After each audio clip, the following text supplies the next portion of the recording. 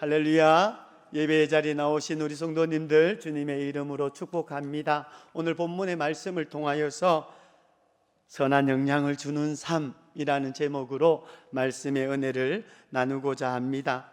오늘 말씀은 영향력 있게 쓰임받은 느헤미야의 이야기입니다. 느헤미야는 BC 444년 바벨론의 포로로 잡혀갔던 이스라엘 백성들을 기한시키는 3차로 기한시키는 것을 이끌었고 또 허물어진 예루살렘 성벽을 재건한 총독이었습니다. 같은 시기에 활동한 선지자가 바로 말라기입니다. 그래서 구약 이스라엘 역사 중에 가장 끝자락에 등장하는 인물이라 할 수가 있습니다. 참 어두웠던 시기에 하나님으로부터 영향력 있게 쓰임받은 사람으로서 느헤미야는 어떤 사람이고 그를 통해 배울 점이 무엇인지 오늘 함께 살펴보고자 합니다. 오늘 본문은 시작과 끝에서 느헤미야의 직업이 무엇인지를 통해 느헤미야가 어떤 사람이었는지를 우리에게 알려주고 있습니다. 1절과 11절 마지막 부분을 보시면은 제가 읽어드립니다. 하가라의 아들 느헤미야의 말이라. 아닥사스다 왕 제20년 기슬르월에 내가 수상궁에 있는데 11절 마지막 부분을 보시면은 그때에 내가 왕의 술관원이 되었느니라 라고 그렇게 말씀을 전하고 있습니다. 느헤미야의 일터는 수상궁으로 궁 안에서 간직을 맡고 있었는데 왕의 술관원으로 승진이 되었다라는 것을 우리에게 알려주고 있습니다. 여러분, 느헤미야가 술관원이 되었다고 해서 술상무나 그리고 주방장 정도로 생각해서는 안 됩니다. 당시 바사 제국, 즉 페르시아는 거대한 제국이었습니다. 역사적으로 제국의 왕은 정치적으로 대립하는 정적들에 의하여서 독사를 당하거나 그리고 신체적으로 큰 피해를 당할 수가 있었기에 술관원을 두어서 제조 전 과정을 감독하고 왕이 음식이든 그리고 술이든 먹기 전에 미리 안전한지 맛보도록 하였습니다. 그러했기에 왕이 매우 신임하는 사람에게 맡겨진 직책이 바로 술관원입니다. 그리고 왕과 늘 가까이 지냈기에 국사를 함께 의논하기도 하는 왕의 총애를 받는 직책입니다. 바로 느헤미야가 그 직책 술관원을 오늘 맡게 되었다라고 성경은 우리에게 알려주고 있습니다. 이렇게 신임을 받았던 느헤미야는 기원전 586년에 예루살렘이 바벨론에 멸망이 되어 많은 이스라엘 백성들이 포로로 잡혀갔는데 그 포로 된 이스라엘의 후손으로 기원전 445년 내 수상궁의 술관원이 되었습니다. 약 140년이라는 시간이 흐른 것입니다. 그러니까 바벨론으로 포로로 잡혀간 이스라엘 백성들의 3세, 4세 정도 되었습니다. 그러니까 교포 3세, 4세입니다. 그리고 이런 포로민이 어떻게 페르시아 왕 아닥사스다의 전적인 신뢰를 받는 술관원이 될 수 있었을까 하는 생각을 하게 됩니다. 물론 느헤미야 개인의 실력과 성품도 뛰어났을 것입니다. 하지만 그것만으로는 설명이 되지 않습니다. 느헤미야가 술관원으로 섬겼던 아닥사스다 왕의 아버지는 위기에 빠진 유다 민족을 살린 유대인 출신의 이 포로였던 에스더 왕비의 남편이었던 아하수에로 왕이었습니다. 아닥사스다 왕의 어머니가 폐위된 와스더인지 그리고 에스더인지는 알 수가 없지만은 에스더와 그리고 모르드게의 영향 아래 성장한 것은 분명합니다. 이런 배경이 포로민이었던 유대인들에 대한 거부감이었고 호감과 신뢰를 가지게 했을 것입니다. 느헤미야가 술관원이 될 수가 있었던 것은 바로 이러한 배경이 있었고 무엇보다도 술관원이 될 수 있었던 것은 자신의 능력으로 된 것이 아님을 또한 이 느헤미야는 알고 있었습니다. 그리고 하나님께서 무엇인가 쓰실 일이 있기에 이 자리에 나를 두셨다 하는 것을 어렴풋이 이 느헤미야는 생각하고 있었을 것입니다. 사랑하는 성도 여러분, 지위가 높고 낮음을 떠나서 우리가 현재 있는 자리는 우리의 수고와 그리고 노력의 결과이기도 하지만은 그럼에도 그 자리는 하나님의 인도와 지켜 주심의 은혜가 있었음을 고백하며 하나님께서 그 자리를 통하여서 우리를 사용하시기 위함이라는 사실을 잊지 않아야만 할 것입니다.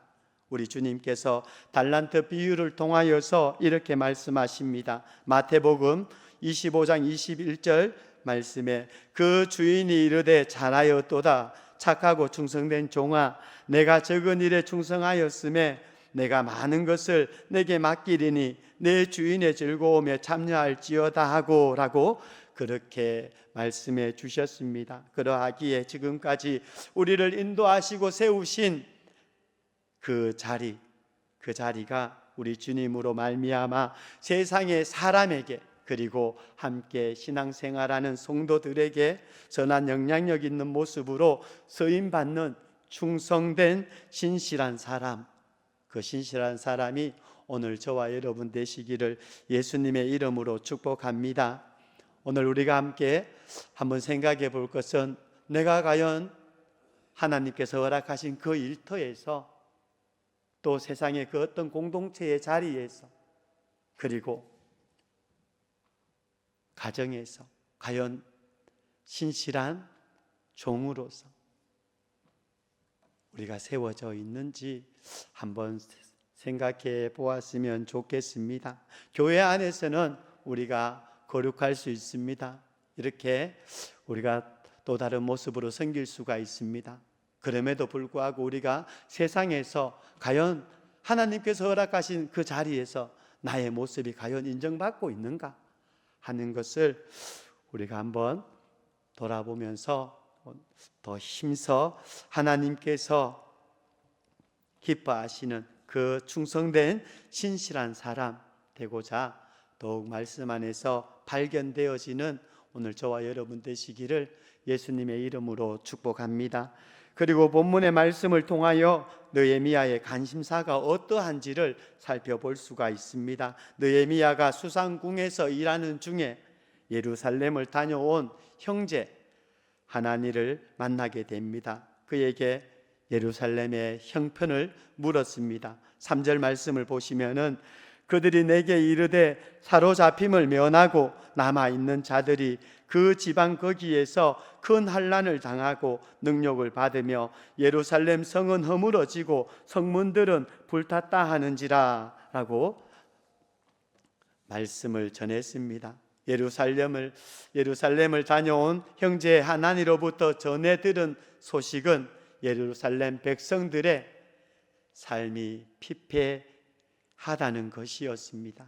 사랑하는 성도 여러분, 앞에서도 말씀드렸듯이 유다 왕국이 바벨론에 멸망하여 포로로 잡혀온 것이 벌써 140년 전의 일입니다. 그리고 바사 제국의 바벨론이 멸망하면서 기원전 536년에 스룹바벨의 인도 아래 포로되었던 이스라엘 백성 5만 명이 예루살렘으로 귀환을 했습니다. 그리고 이렇게 1차 포로 귀환 자들의 첫 임무는 바로 성전을 재건하는 것이었습니다. 그러나 주변 민족의 방해로 인하여서 성전 건축이 16년간 중단되었다가 학개와 스가랴 선지자가 활동함으로 인하여서 성전 건축이 재개가 되어서 4년 만에 또 그 성전이 완공이 되었습니다.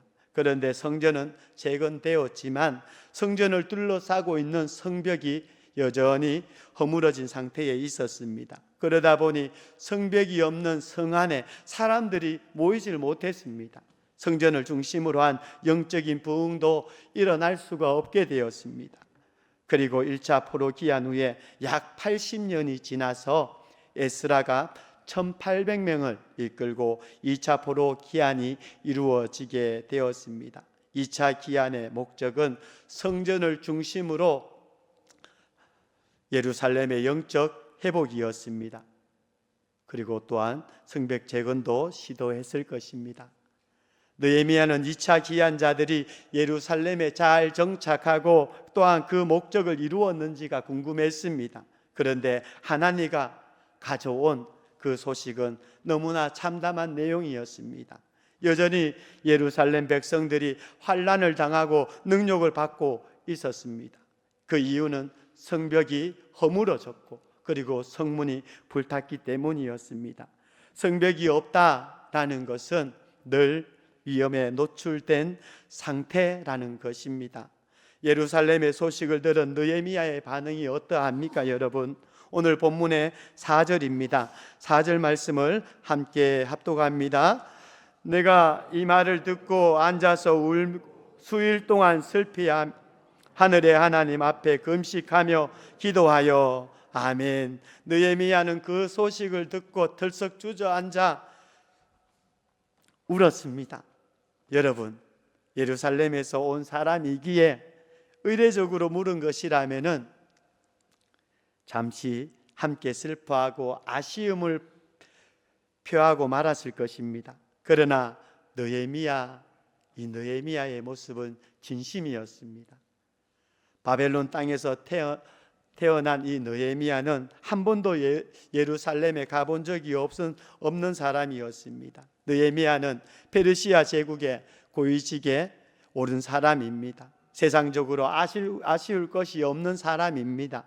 그러나 느헤미야는 자신의 삶에 매몰되어 있지 않았습니다. 내가 잘되고 출세하는 것을 넘어서 하나님의 나라와 영광을 더욱 사모하는 일에 관심을 가지고 있었습니다.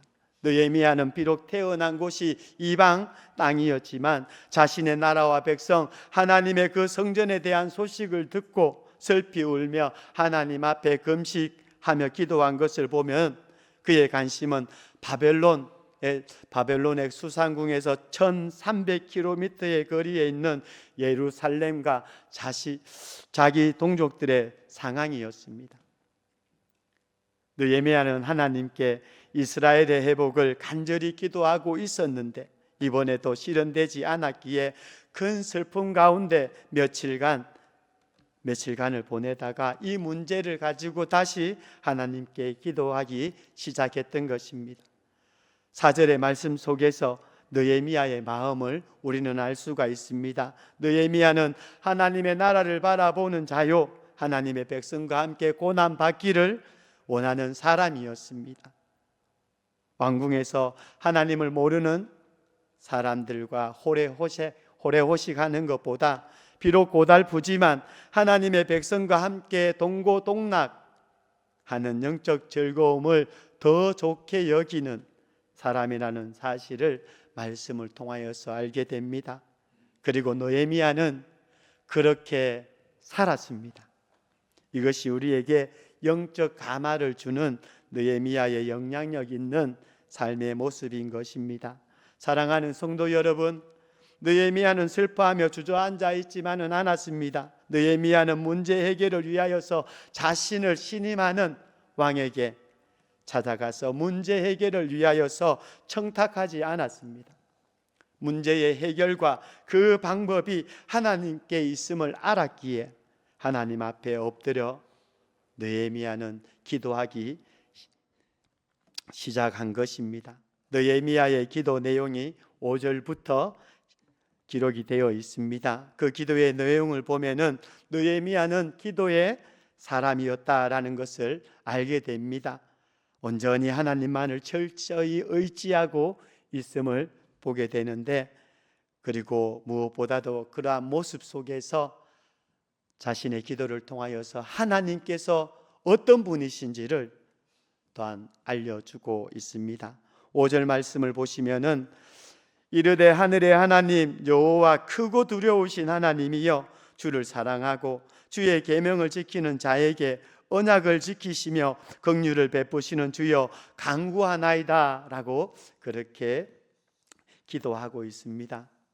먼저 느헤미야는 하나님이 어떤 분이신지를 이렇게 설명합니다. 크고 두려우신 하나님이심을 우리에게 알려주고 있습니다. 느헤미야는 거대한 바사 제국에서 그들이 섬기는 어마어마한 신전, 그 신전을 보았습니다. 그러나 이들의 신은 아무것도 아니고 세상을 주관하시는 분은 오직 하나님이심을 고백한 것입니다.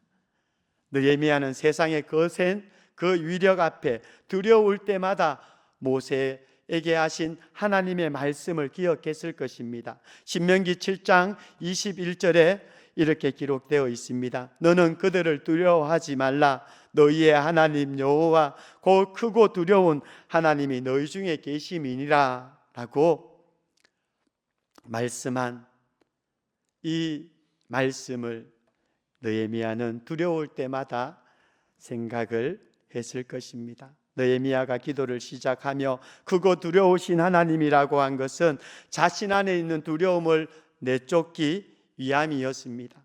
세상의 두려움을 이기는 길은 정말 크고 두려운 분은 하나님이시며 그 하나님이 우리 중에 그리고 나와 함께 계심을 아는 것입니다. 하나님께서 함께하고 있기 때문에 무엇이 두렵겠습니까? 바로 그 크고 놀라우신 하나님, 그 두려우신 하나님을 바로 이 느헤미야는 찾았습니다. 그리고 두 번째로 느헤미야는 말씀을 통하여서 언약을 지키시는 하나님이심을 우리에게 알려주고 있습니다. 하나님께서는 이랬다 저랬다 변덕이 있는 분이 아닙니다. 약속하시고 그 약속을 지키시는 하나님이 되십니다. 이스라엘 역사가 이를 증명하고 있습니다. 오늘 본문 8절로 9절 말씀입니다. 여러분 함께 교독합니다. 제가 먼저 8절 말씀 읽겠습니다. 옛적에 주께서 주의 종 모세에게 명령하여 이르시되 만일 너희가 범죄하면 내가 너희를 여러 나라 가운데에 흩을 것이요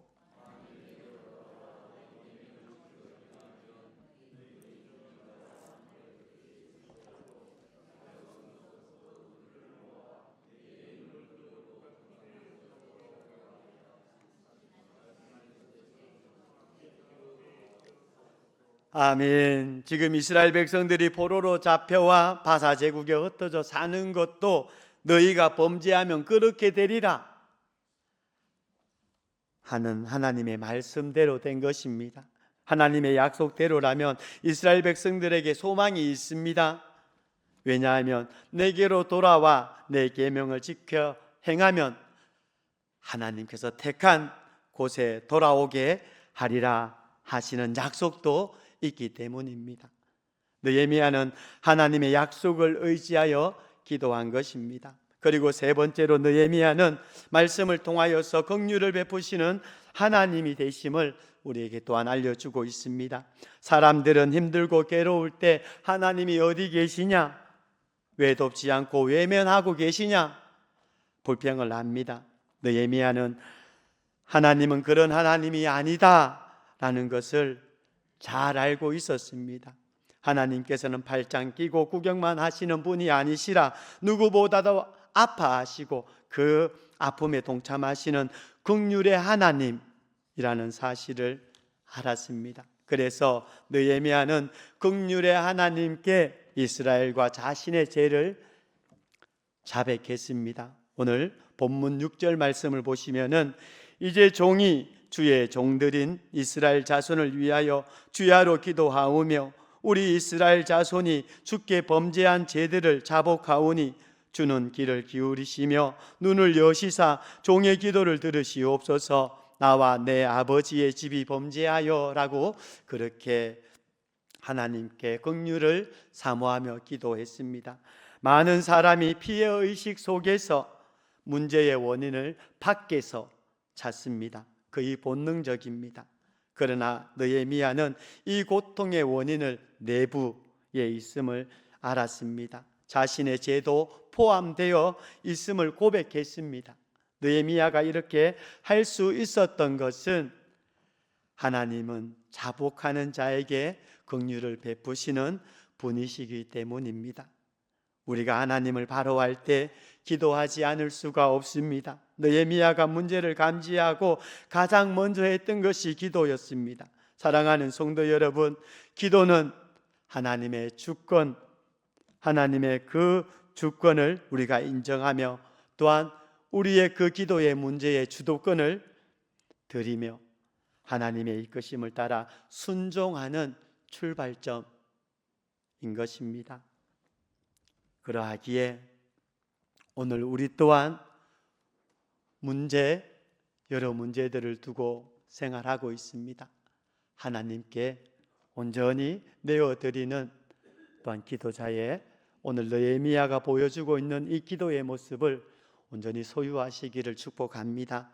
여러분, 기도 응답을 5만 번씩이나 받으셨던 고아의 아버지 조지 물러 목사님에게 선생님께서는 그 많은 고아들을 먹여 살리기 위해 어디서 그렇게 많은 돈을 모금하셨습니까? 라고 기자가 물었습니다. 조지 물러 목사님은 저는 사람들을 찾아가서 모금한 적이 없습니다. 그리고는 자기의 그 기도 방으로 데리고 가더니 날마다 엎드려 부르짖는 기도의 방석을 보여주면서 바로 이 방석이 돈 나오는 자리입니다 라고 말을 하면서 나는 사람에게 손 벌리지 않고 이 자리에서 하나님께만 부탁해 왔습니다 라고 이 기자에게 말했다고 합니다. 조지 물러 목사님은 기도보다 앞서지 말자, 성령보다 앞서지 말자, 말씀보다 앞서지 말자, 그 신념 안에서 오직 하나님의 뜻이 먼저였고 그 뜻을 항상 기도로 찾았던 분이십니다. 사랑하는 성도 여러분, 기도야말로 하나님을 움직이는 이 지상에서 유일한 무기입니다. 기도만이 상황을 바꾸시고 세상을 움직이시고 사람을 변화시키시는 전능하신 하나님을 움직이는 영적 무기인 것입니다. 오늘 본문에 느헤미야가 기도를 우선하여 나갔더니 하나님께서 어떻게 역사하셨습니까? 여러분, 11절 마지막 부분입니다. 그때에 내가 왕의 술 간원이 되었느니라 라고 말씀을 전하고 있습니다. 그때란 이 말은 기도하고 난 후를 의미하는 것입니다. 그러니까 왕의 음식을 시식하고 술을 시음하는 술 간원으로 등용이 된 것입니다. 사랑하는 성도 여러분, 기도를 우선하는 자에게 형통의 은혜를 주시는 하나님의 손길이 있음을 본문의 말씀을 통하여서 깨닫게 됩니다. 그리고 그 형통의 은혜로 하나님께서는 하나님의 말씀을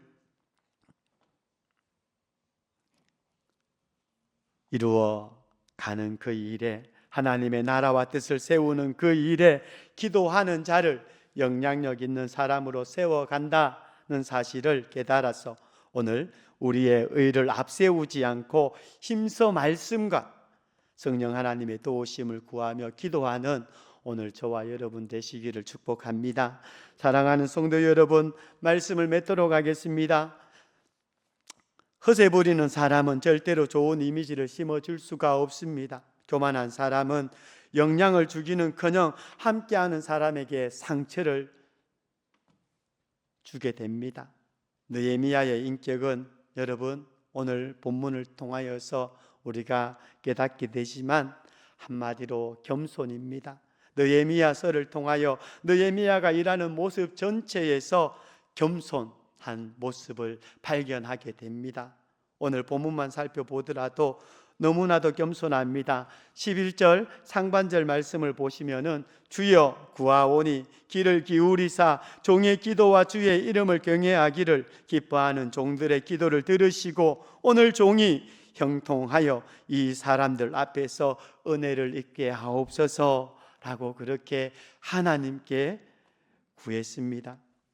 여러분, 이 모습을 보면서 하나님을 위하여서 일꾼이 되는 것은 자격이 문제가 아니라 바로 은혜의 문제라는 라는 사실을 깨닫게 됩니다. 제가 어떻게 할 수 없사오니 오늘날 종으로 형통케 하여 이 사람들 앞에서 은혜를 입게 하옵소서. 느헤미야는 오늘 본문의 짧은 기도 내용 속에서 종이라는 단어를 9번이나 되풀이하며 그 대신 주님, 주여 라는 이 말을 16번이나 반복을 합니다. 이래서 하나님께서 느헤미야를 높여주신 줄로 믿습니다. 야고보서 4장 6절 말씀에 그러나 더욱 큰 은혜를 주시나니 그러므로 일러스되 하나님이 교만한 자를 물리치시고 겸손한 자에게 은혜를 주신다 하였느니라 라고 말씀을 전하고 있습니다. 이런 느헤미야에게 하나님께서는 사람들에게 은혜를 입게 하셔서 평범한 관료에서 특별한 요직 술관원으로 올리셨고 예루살렘 성벽을 건축하는 자로 그리고 또 예루살렘 총독으로 승진하도록 은혜를 베풀어 주셨습니다. 느헤미야가 겸손하였기에 140년 이상 방치되었던 재건하지 못했던 예루살렘 성벽을 재건하는 일에 모든 사람들이 자발적으로 동참한 것입니다. 겸손하게 섬기는 본을 보여주니까 모든 방해와 그리고 반대를 극복하며 함께 연합하였던 것입니다. 사랑하는 성도 여러분, 겸손만이 선한 영향을 줄 수가 있습니다. 진정한 권위는 겸손에 있는 줄로 믿으시기를 바랍니다. 내가 낮아져야 하나님께서 높여주십니다. 베드로전서 5장 6절에 그러므로 하나님의 능하신 손 아래서 겸손하라. 때가 되면 너희를 높이시리라 라고 말씀을 전해주고 있습니다. 하나님께서 선한 영향을 주는 일꾼으로 오늘 우리를 세상에 두셨습니다. 믿으시길 축복합니다. 부디 하나님의 기대에 부응하는 선한 영향을 주는 삶을 위해 하나님만을 의지하되 하나님께서 하실 그 일을 기대하며 겸손한 모습으로 기도하고 또 기도하시는 우리가 되시기를 예수님의 이름으로 축복합니다.